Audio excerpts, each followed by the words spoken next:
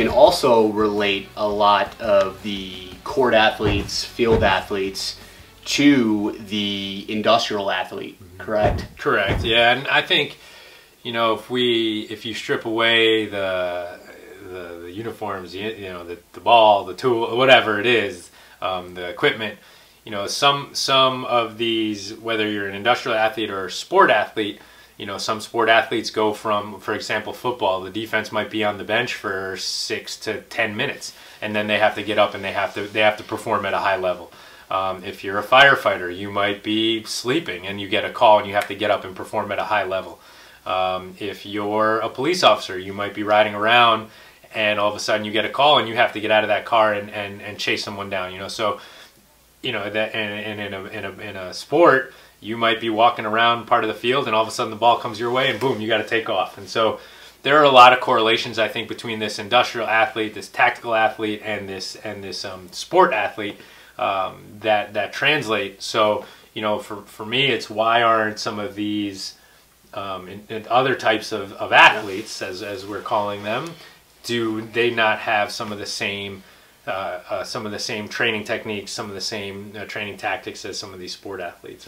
And I think that's a big issue with why some of these other, you know, industrial athletes or tactical athletes have these long-standing injuries with low back, shoulder, ankles, things like that. And a lot of these athletes on field have a full team, right, that they actually get advice from. Yeah, most people know, if you're even at a collegiate level, you know, even some major high schools have a team of athletic trainers. You know, as you get higher up, you have athletic trainers and physicians. As you get even higher up, you have athletic trainers, physical therapists, physicians, massage therapists, acupuncturists, all working together for a particular athlete. And so what that does is it just really streamlines the care to improve how that athlete progresses through their rehab or through their injury or through their strength and conditioning. And so a lot of times with a tactical or an industrial type athlete, they don't have that continuum of care and they're kind of doing it on their own. So